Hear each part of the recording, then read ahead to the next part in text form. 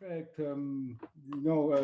topic to go into the next panel, which is going to be moderated by our very own, I'd say at this point, Sophie Nappert, who is, I don't think she needs much introduction. She was, just one thing I'm going to say about her.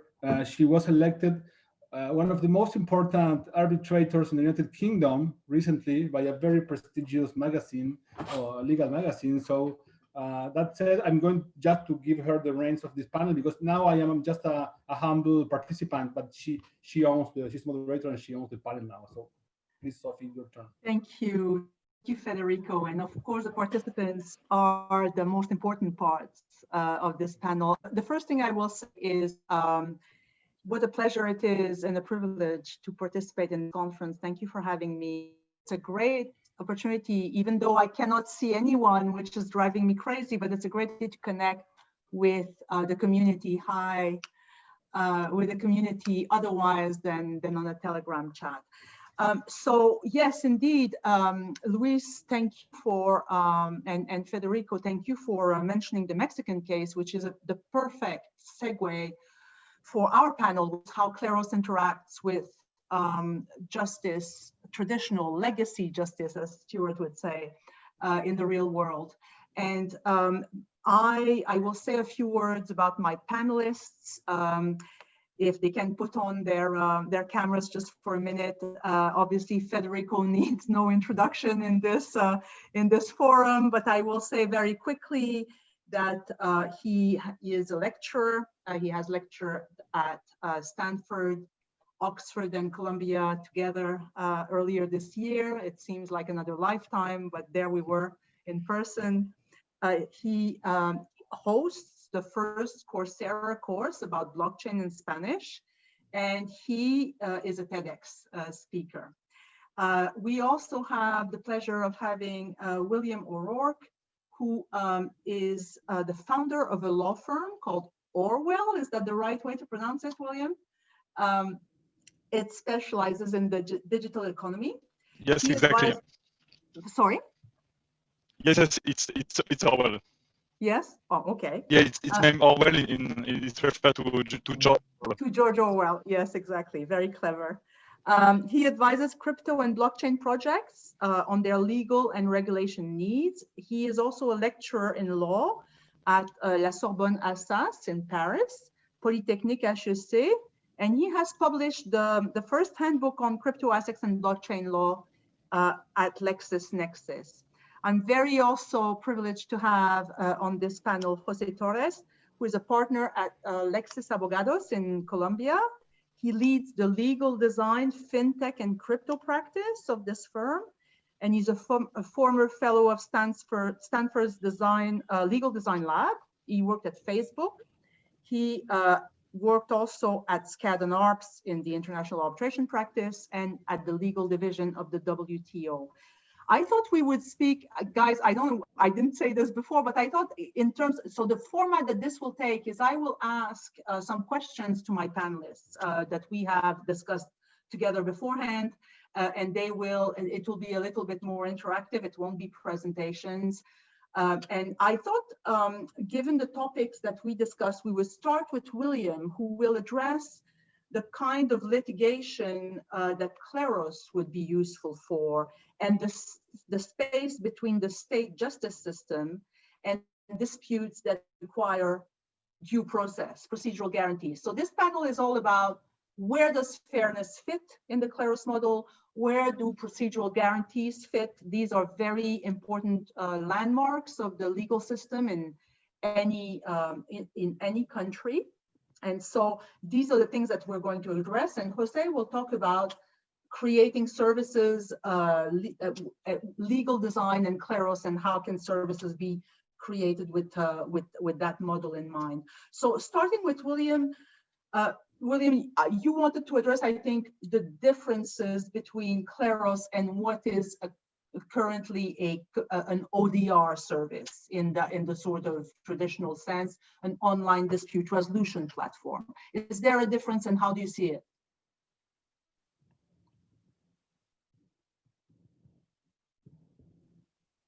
William, you're on mute.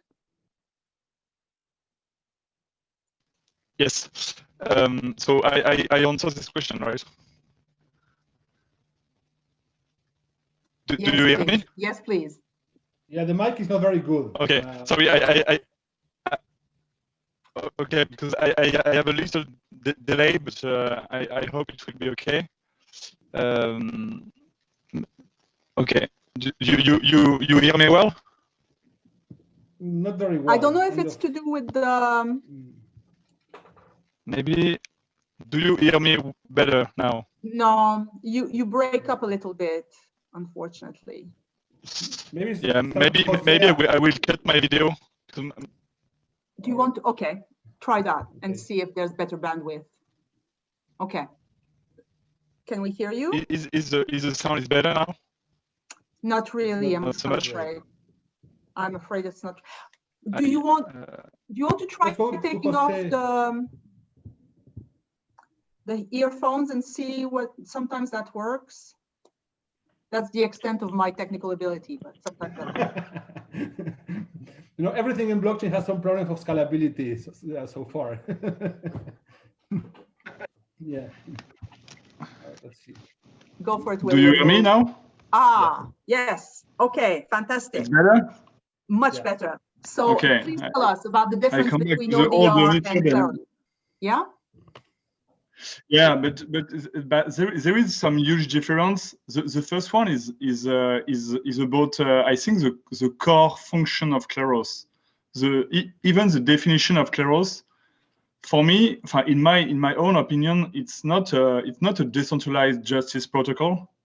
Kleros is more something like a decision-making protocol, which is rather different, because like in France we used to say that justice is a very ambiguous meaning, because it's both an administration, a public services, and also a virtue, And for me, Kleros is something like that. I mean, it's a technology that make able to find a consensus, to reach a decision with what we call juror, but it's some people actually, they agree to find a decision because they are economically incentive to, but it's not by itself, it's not something about justice. And this is the first, main difference for me between how Kleros works and what ODR works. And the other difference is that ODR, it means like online dispute resolution. It's based usually on alternative dispute resolution system. In alternative dispute resolution system, you have like some level of similarities with what we call the justice. The state level justice. State level justice is mandatory and enforceable without your consent. And in the alternative dispute resolution, it's voluntary and it's not enforceable. You could not enforce the sanction except if the people are agrees on.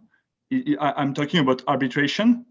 And on mediation, everything is at least optional, if I may say, or nothing is enforceable by itself. It's you agree to ask a mediation and to have a mediation opinion, and after that you agree to enforce this opinion.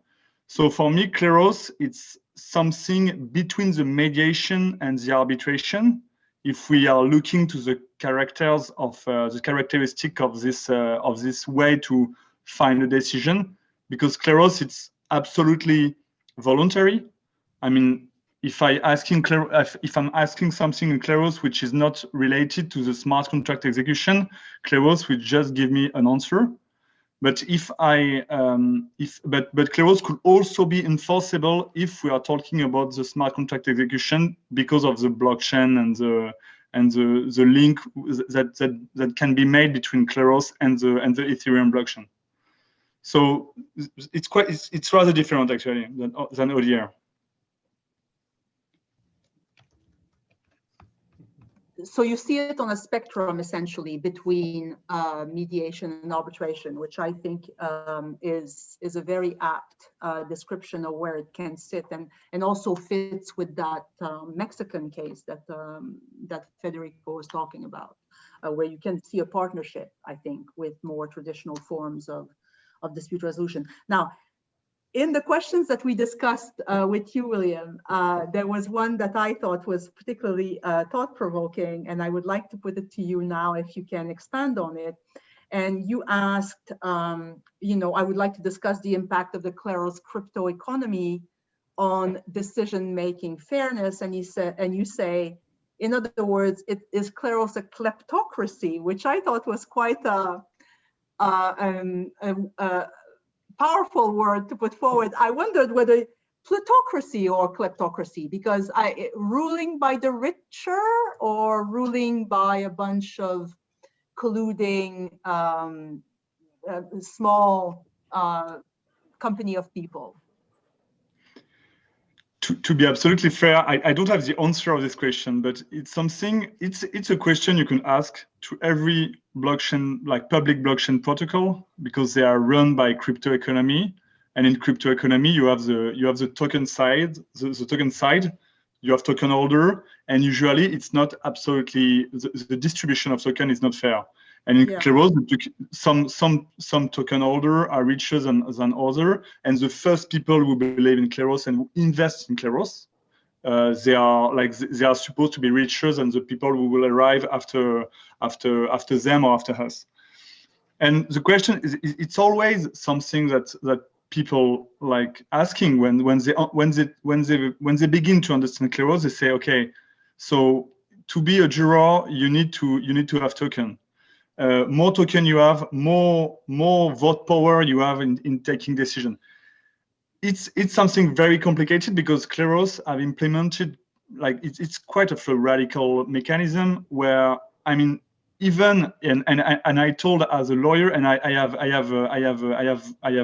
represent some whales on Kleros case. So sometimes there was some people in Kleros, they asked me to help them solving a case in Kleros, and they have like millions of PNK token.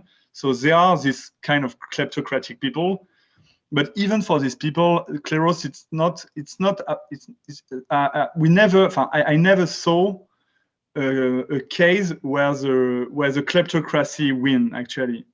So, but it's very interesting because I'm not sure. The question about kleptocracy, it's not about if the rich can win against the poor. It's more about like, is the incentive, the economic incentive, will be like always aligned with the fairness of the decision. And I don't have the answer, so I let you maybe ask this question. I mean, this is very much the question that that we have been grappling with Federico, obviously. It has to be said without a straightforward answer so far, but at least we're asking the question. I don't know, William, just before I go to Federico with this topic, if you have any thoughts on that. I mean, how do you see, with someone who's very much involved in advising in this field, do you think that the economic incentive is incompatible with fairness and justice, or where does the alignment go?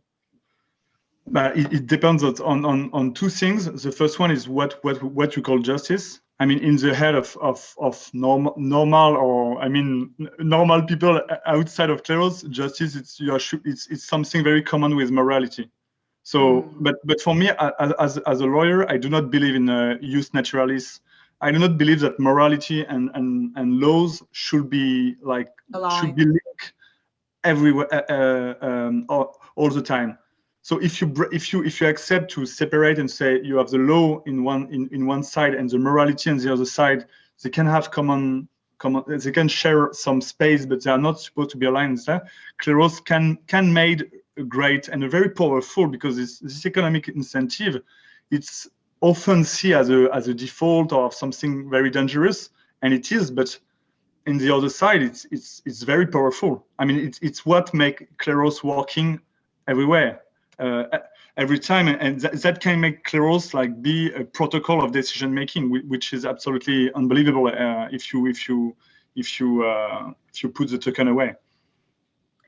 Thank you very much. I'm going to go on to Mr. CEO for a minute and ask his views on fairness. And of course, Fede, you and I have talked about this many times, and I wonder how you see fairness in the e-economy that Kleros is targeting, and how it fits in to Kleros as a dispute resolution module, and how do you think that the jurors understand fairness? And I guess these questions should be prefaced by what is fairness, which is a metaphysical question, I suppose. Yeah. But what are your thoughts on that? So I think that the first thing I always have to say is like to bring down a level of drama around Kleros, because people immediately think about Kleros for criminal justice and sending people like to jail with a like online proceeding, like with anonymous people from the internet. So I'd say that Kleros is here to solve a problem that doesn't really have a problem. That is a lot of different transactions happening more and more in a global basis, in an online basis. They don't really have a good way to solve them, right? And second, so parties may want to engage in some voluntary agreement on the use of some, let's call it arbitration if you want, and we can discuss if it's mediation, arbitration, but they may want to have some procedure to solve disputes. So we didn't invent the fact of people privately agreeing to solve disputes in some private dispute resolution system. This is not something we invented as well. And so if parties agree to use a private resolution method and they know how it works and they agree to it, I don't see really that there is a problem with this. So far it's not imposed over someone who doesn't have knowledge on that. I don't think it's a bad thing, and it brings solutions to lots of cases that don't have solutions, as those that we always discuss of Alice and Bob. Also regarding what William just said, so when we started Kleros, we were like thinking of, we always knew that it was more than escrow solution, right? We always had the idea that in the end, Kleros is a system that can pull some neutral, let's call it jury, that is going to follow rules to evaluate evidence, and then this will be used for verifying something or to adjudicate something, right? The use case we typically pitch is the case of escrow, Alice and Bob, because it's easier for people to understand and people can like relate to that. But we learned along the way that a very powerful use case for Kleros was the tokens case, and that was mostly a compliance verification type of use case. So long story short, I think it's fair as far as parties agree to this as a private dispute resolution system and they understand the rules and they agree with that. I don't see it as a problem.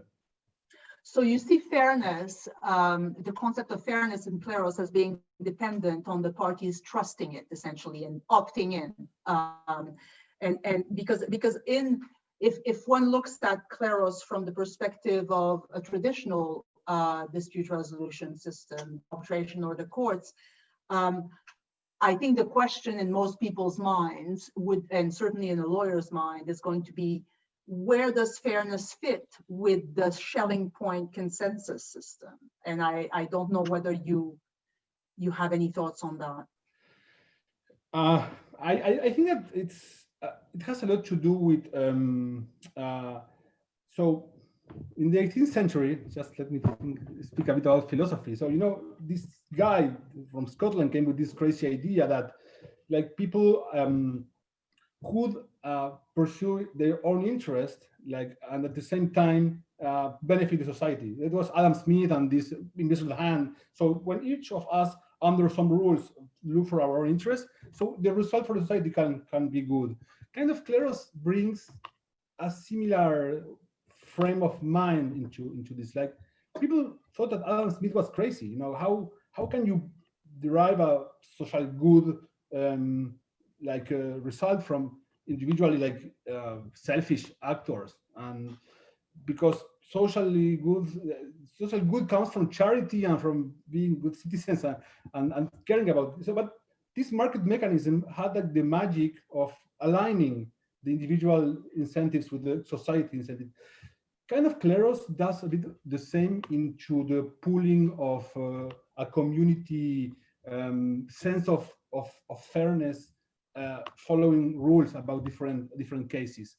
So it's normal that people find it weird. It's normal that people find it that it's obviously wrong. Can you kind of said the same about everything, like Your mic is going. We can't hear you, Fede. Something Sorry. happened with your mic. Federico, we can't hear you. No, it's bursting through. You'll need to change your mic. Now? It's better. Now it's better. Okay. Yeah, I guess Sorry. so. Kind of, I don't know when you stopped listening, but No. It sort of broke down when you were explaining about, the fact that you had privately incentivized individuals and how that aligned with fairness, essentially. yeah, kind of the underlying logic is kind of similar. Like if you can find an adequate mechanism design, so the fairness can be aligned with the private economic incentive of individuals. That's like the key insight. It's normal that people find it weird. It's because if everyone found Kleros like natural, it wouldn't be innovative, And also, but I think what people find difficult to accept is the alignment of the dispensation of justice with economic gain. So optimizing economic gain being the way toward a fair result, as if fairness had to come for free, if you see what I mean, is the idea more philosophically, and where your model is extremely disruptive and innovative, is that you say, well, let's put that aside and see whether we cannot make jurors financially incentivized to come to the right conclusion. I mean, my own view is that it's a little bit early to say whether that works in every. I think the number of cases that you've had has shown that in most instances, economic incentive and the right result converge together. I think time will tell whether that's true in future instances, but that's a matter of time, I think. But I think that's what makes people uneasy, is the idea that getting to the right result and making money out of it is according to the result as well. But that's what the lawyers have been doing for centuries, like getting to the right result. Yes, but money. not well. I mean, yes, of course, but And lawyers arbitrators as well. are not paid according to the right result. They're just paid. Result is right or wrong. Yeah. So that's the point. Yeah. I think that. Sorry. Yeah, I think that I think it's normal. Yeah, people need to be uncomfortable with Kleros, and in the end, I think that when people tell me that they don't believe that this is fair, what I tell them? Like, try it. Go to Kleros and try it and see how you as a juror make decisions under this framework. That's the best way for one to feel it really. Of course. So my last question to you before we go on to Jose is, so the thing that strikes me as an arbitrator and as a lawyer is that in the traditional justice system, the disputants, the parties to the dispute, have control. They are at the center of this dispute. They control how they present their case. They control if there is an appeal, not. In your model, the disputants are not a byproduct because they are there. But once the process is underway, it's very much the jurors that are at the center of the model.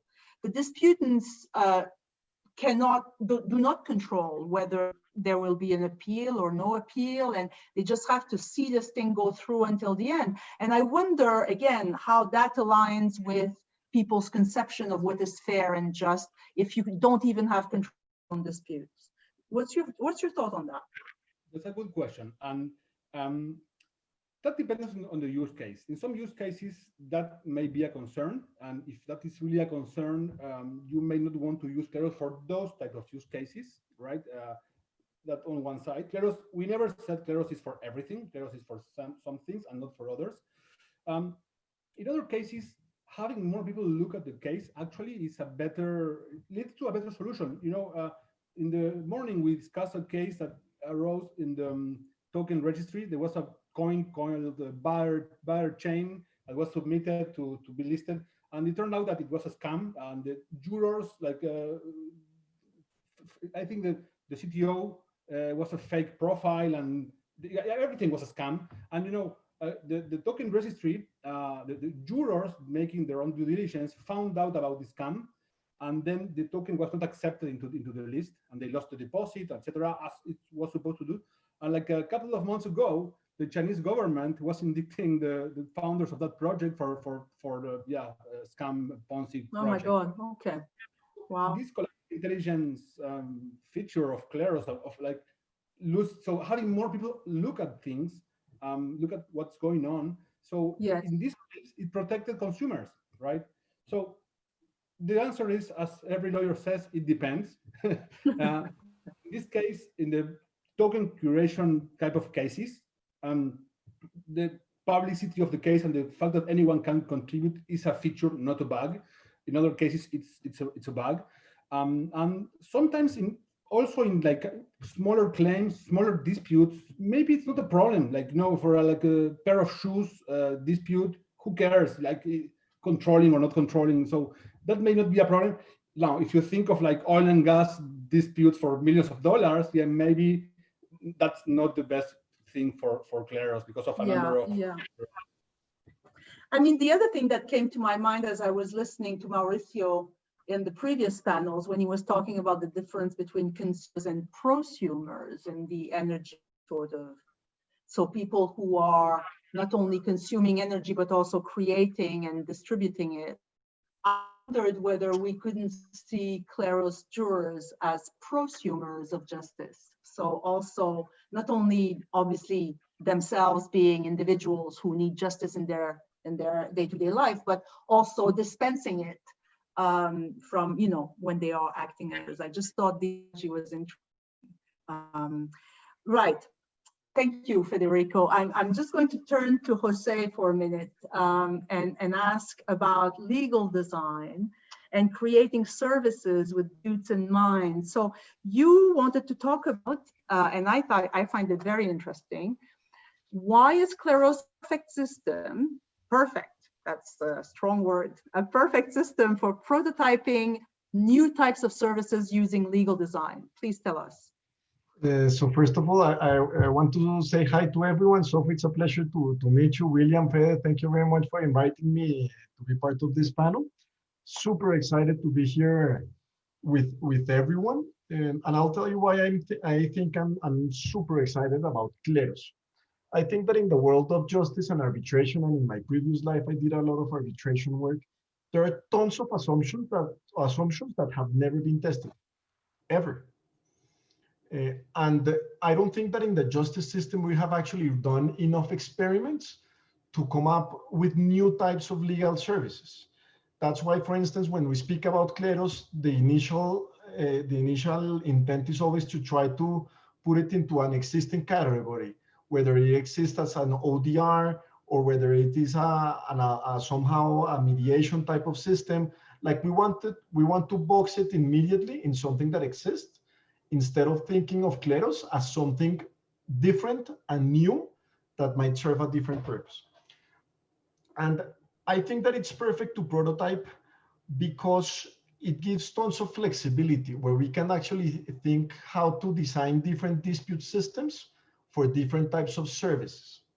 And that's why when we think about disputes, we always separate the dispute from the type of service or product that makes the dispute arise. So I'll give you an instance. And one of the research that I'm doing with Kleros right now for Colombia, we're thinking of, so in Colombia, we have a system to help people use as collateral their own type of goods, like mobile goods. Instead of putting as collateral their apartment, many people in Colombia don't have an apartment. They might put as collateral maybe their car, or maybe even their furniture or jewelry, for instance, as collateral. And then the legislation that allows that has as our justice system as the system that will adjudicate a dispute in case a dispute arises between an individual and the bank. That doesn't make any sense at all, because our court system is way too slow and too expensive. If we actually thought about embedding a dispute system in the collateral creation process at the outset, we could make the whole thing much more efficient. And the only way to see if that works is to prototype it. As lawyers, we have tons of discussions around whether this violates procedural justice or whether this does this or not. The only way to actually move the debate forward is to run experiments. And that's something that we don't do enough, either in arbitration or mediation or ODR. Kleros is quite flexible to allow us to run experiments. We even with Federico, a while, maybe 2 or 3 years ago, we used Kleros to prototype an experience of adjudicating disputes between tenants in Colombia in a class of mine. And that's very difficult to prototype with other types of systems. So that flexibility, I think, should allow us to come up with new types of categories for services, for disputes, and to think about how can we embed adjudication with the product or service as a whole, so that the user experience makes complete sense, instead of having the user here buying a product or a service and a dispute adjudication system that isn't fit or customized for this type of experience. So that I haven't found that flexibility in any other system. I don't think arbitration works for many of that. And I'll give you just a couple of things that I'm excited about exploring in Colombia. You could use Kleros, for instance, as a dispute system for founders agreements in startups. And you could embed that into the company system of Colombia, because it's way cheaper for founders to solve a dispute in Kleros than in our justice system. And you could design that adjudication system in Kleros with our company law procedures at the outset. You could do the same for corporate governance and boards of directors, for instance. So you can actually design the system to fit the service. So that's why I use the strong word perfect, Sophie. I think you made a very compelling case for it. And how do you think Kleros can help services or create services that would assist with financial inclusion? Because you are from a part of the world where that is a crucial thing. And I think that there's tons. So Vijay Govindarandan, a very renowned professor from Tuck University, from Tuck Business School in Dartmouth, speaks a lot about reverse innovation. So like doing innovation in third world countries and bringing that back into the first world countries. I think we could do a lot about that in financial inclusion in the third world and bring it to more sophisticated types of disputes. The interesting thing here, the interesting thing that Kleros brings to the table is the ability to tokenize any type of property. And by tokenizing property, you can use that property as collateral for loans or for many other types of financial type of services. And by tokenizing property and embedding a dispute system with that, you can actually have a user experience that makes sense for people who don't have access to financial services. Because right now we have a court system that does not make any sense at all for anything. And I think that's a problem worldwide, maybe except in England. Or no, also in England. So in England. And we have some financial inclusive services that make sense, but they need adjudication in a manner that makes sense for that. So again, we cannot tokenize property through arbitration or through mediation, but we can tokenize property through Kleros and have everything being traceable so that we can do a financial transaction, provide a loan to someone, use that as collateral, but embed the adjudication of the dispute at the outset so that the user experience of the whole service and of the user makes complete sense. But that doesn't that model that you're advocating for, isn't it premised on a much wider adoption of cryptocurrency than we have at the moment? Not necessarily of cryptocurrency, it's just of tokenizing property. So for instance, and using the escrow mechanism of Kleros. And think about this from the perspective of a user who has never had financial services. And even for companies, I think that this system makes a lot of sense for banks where they can actually tokenize, for instance, a car, put that property on a ledger and adjudicate on the basis of that token, the property of the car. And that's a separate issue from the cryptocurrency aspect. So the idea is basically how can you put something that's traceable in property, and because everything would happen on Kleros, you actually have traceability, for instance, on the evidence and how the parties have acted. And you would know that there wouldn't be any tampering of the evidence, for instance, at the outset, because that's embedded in the design of the system itself. So it's a separate issue from cryptocurrency. Thank you for clarifying that. I don't know, Fede, if you wanted to say something about that, because I know that this is one topic that you're very interested in, obviously, how to take Kleros in areas other than simply the crypto world.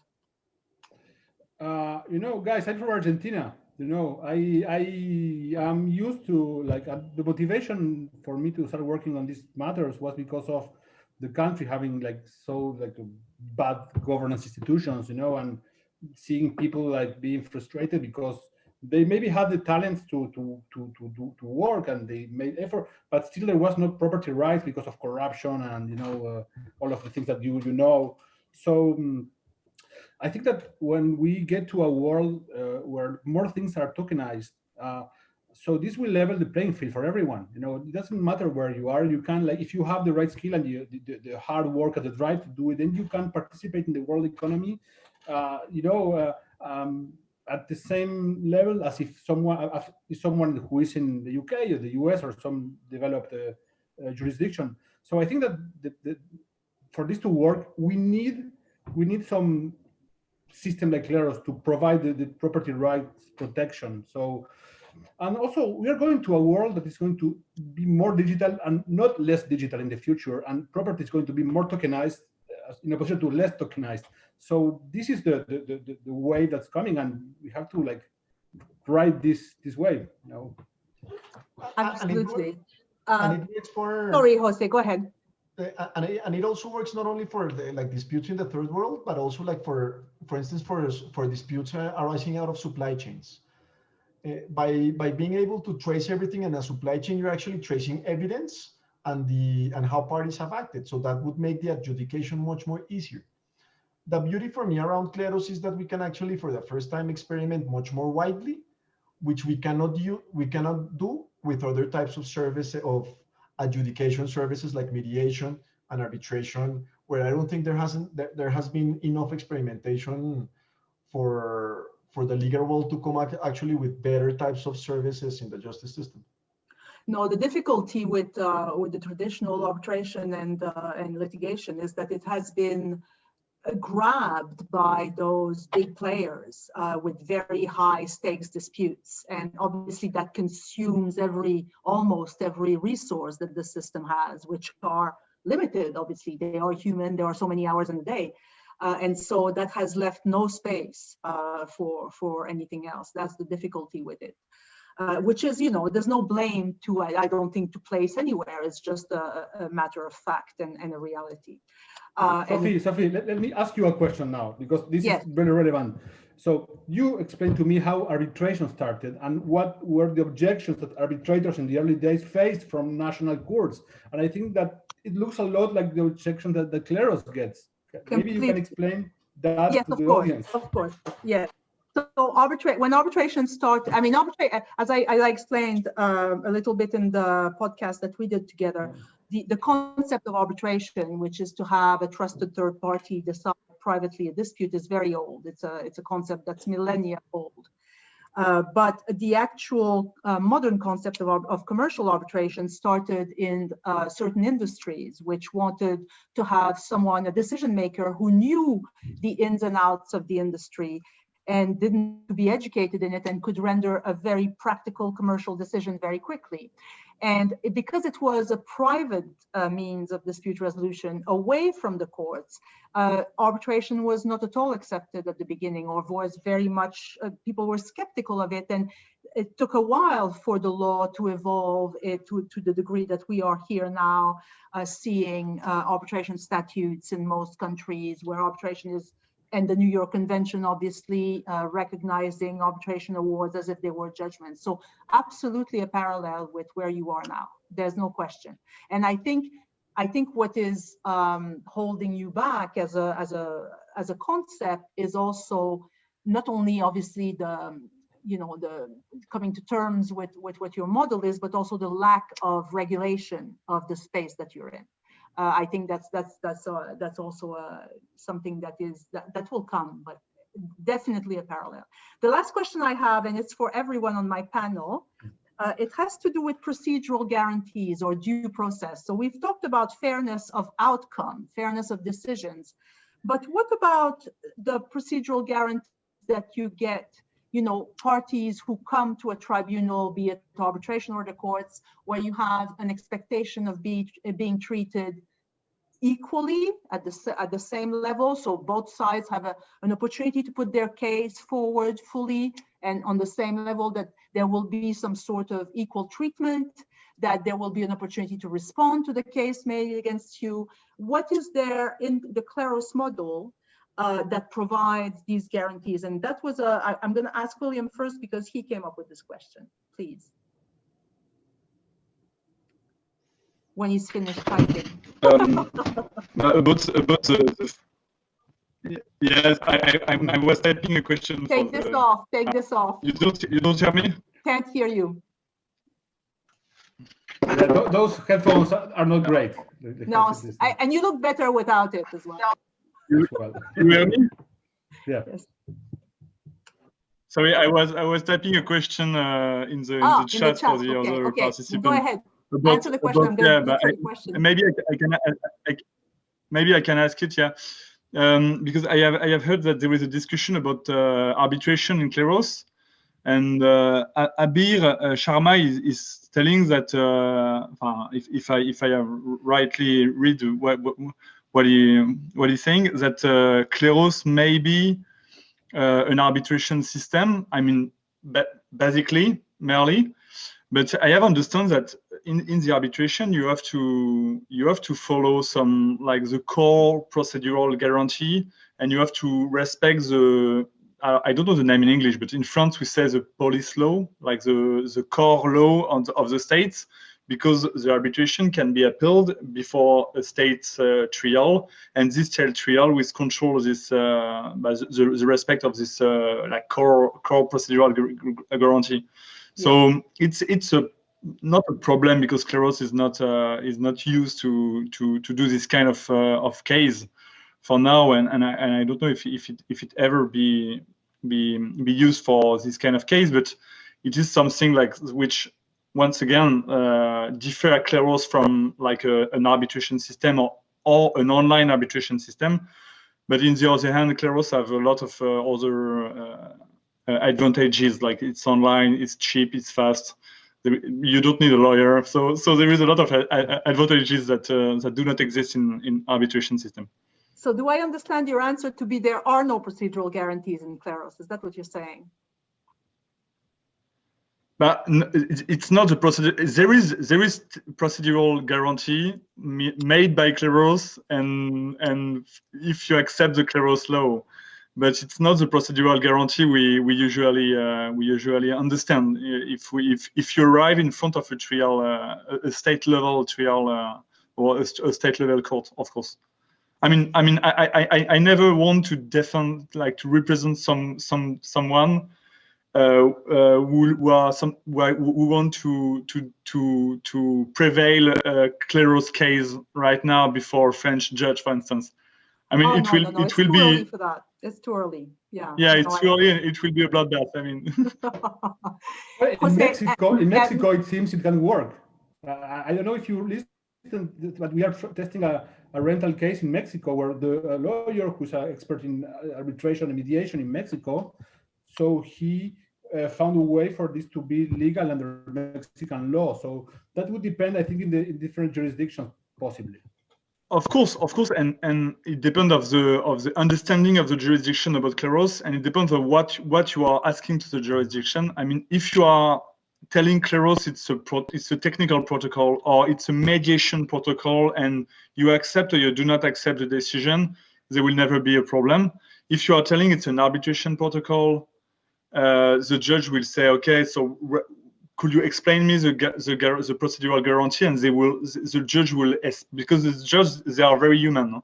I mean, they are not of course. they are not fair, or it's not justice. It's just human people who are with habits, with their own understanding of what is wrong and what is right.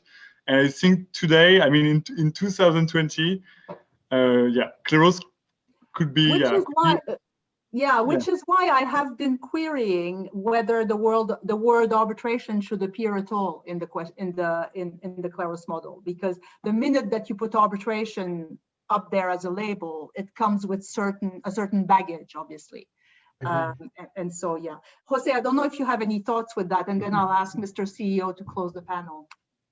Sure. I actually think that we should move away, when discussing Kleros, we should move away maybe from procedural justice and think about trust and efficiency. Because at least from my experience in arbitration, there was tons of discussions around procedural justice, which amounted to tons of lawyer fees, tons of arbitration fees, 4 years of work, and not very meaningful results for companies. For a bunch of people, and especially in disputes in the online world, you want someone that you trust acts ethically and someone that actually resolves disputes fast. Especially if you... That goes to the roots of arbitration at the beginning as well. It was about trust and speed. At the beginning, exactly. At the beginning. Absolutely. And especially if you think about it from the perspective of a user that has never had a dispute, either a user that's very sophisticated or that's not sophisticated. I'm pretty sure a bunch of them, if they do an economic analysis of their dispute, they'd rather choose trust and efficiency for procedural justice in many events. So that's my take. Thank you very much. Federico, you'll have the last word. Well, I think that all these discussions are what we should be having at this moment in time, because the legal transformation, the digital transformation is coming to law. And not just because of Kleros, of course. This is, well, Sophie, you've been studying technology in law for a long time, before even Kleros was an idea. So this is, the future of law has a lot more to do with machine learning and the decision-making mechanisms that Kleros is, at least Kleros has humans making the, that is true. What happens when, right? Because people always want to see the, this different process. What if they just you have like a bot and you can't appeal to whatever the bot says? That's a scary thing to me. Kleros is a lot of the result of first principles thinking of how, if we had to not just try to reform judiciary systems, which is perfect and someone has to do that, but like, what if we were trying to reinvent dispute resolution or neutral decision making, if you want to call it, which has implications for dispute resolution, but also for compliance and all. So how would we do it these days with the problems we have these days and the technology we have now? If you ask me about procedural things, blockchain is the best procedural guarantee that you may ever dream of.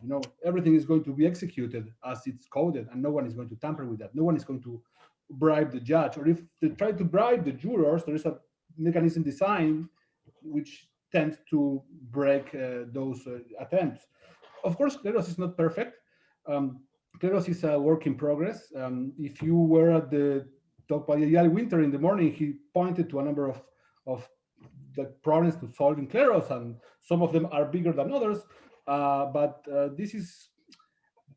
Kleros is not a company, it's an institution. Like, we're building an institution, which is not something that we, the Kleros team, are building. It's the community who bring all of these ideas, and the Kleros that exists today. Kleros has been around for 2 years now, on the mainnet, so it's very new. Imagine with all the community input in 10 years what this could look like, and all of the improvements that it could bring to lots of people in the world, bringing them, rule of law where they don't have it. So that's what I think that we should aim at. Absolutely. Well, it remains for me to thank you all three of you for a fascinating discussion and for very frank answers, which I appreciate. And Damien, that's it for our panel. Thank you very much for everyone for listening. Thanks, Thank you, everyone. Sophie, and thank you guys for coming. Thank you very much, Sophie, and everyone.